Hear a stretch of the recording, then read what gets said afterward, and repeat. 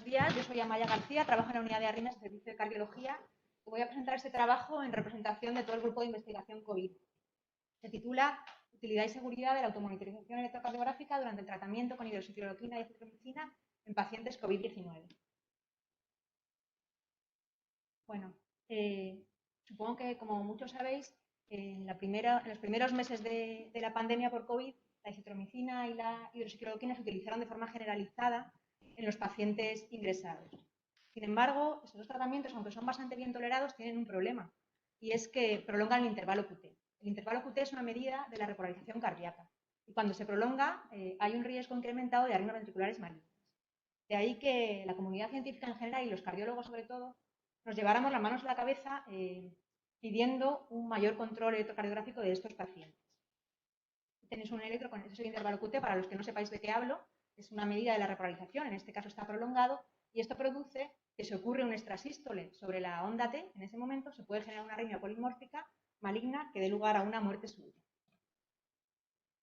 Por eso decidimos consensuar un protocolo junto con los médicos implicados de forma directa en el tratamiento de estos pacientes, el Servicio de Medicina Interna, Infeccioso y Neumología, en especial agradezco a la doctora Esperanza Merino, que nos permitió desarrollarlo, y lo aplicamos en pacientes que tomaban sus tratamientos que tenían factores de riesgo de prolongación del QT. Básicamente y muy rápido lo que hacíamos era un electrocardiograma basal en urgencias y después se clasificaba a los pacientes según la medida del intervalo, se iniciaba la medicación y repetíamos un electrocardiograma a las 48 y las 96 horas. Y dependiendo de la medida del intervalo, pues tomábamos unas decisiones clínicas. El problema que teníamos era que con la sobrecarga asistencial que se tenía en ese momento, era imposible realizar un electrocardiograma convencional a todos estos pacientes, porque no disponíamos ni de material, las enfermeras o los enfermeros no podían entrar, no podíamos gastar el material de protección para entrar 2 veces a hacer un electro a estos pacientes, con lo cual tuvimos que pensar en otra cosa. Y la FDA había aprobado recientemente este dispositivo que se llama Cardia Mobile 6L, que sirve para realizar un electrocardiograma que lo puede realizar el propio paciente, no hace falta contacto con enfermería.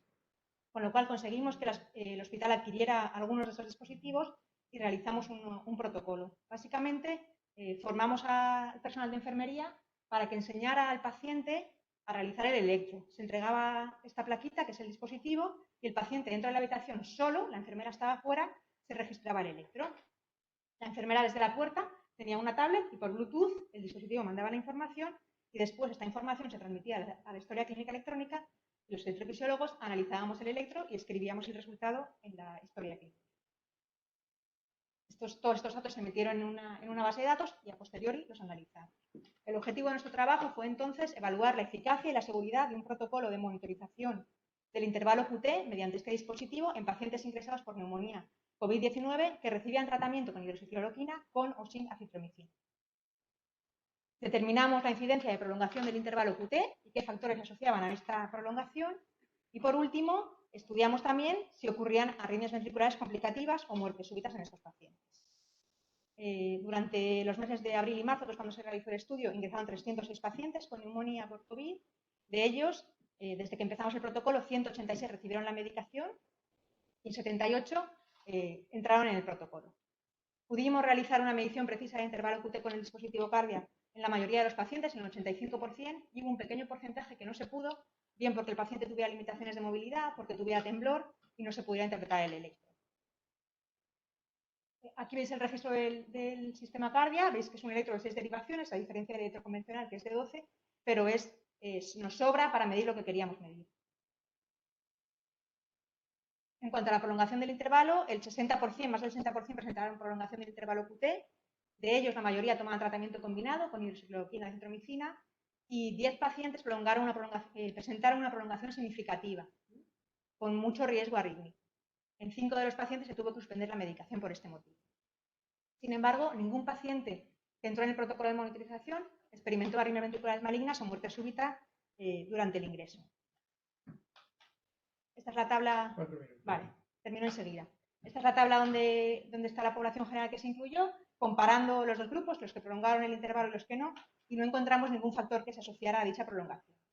Como conclusiones, el uso de este protocolo estructurado de evaluación del intervalo QT en pacientes de riesgo con neumonía COVID-19 fue eficaz en detectar los pacientes que presentaban prolongación del QT y además permitió un uso seguro de estos fármacos.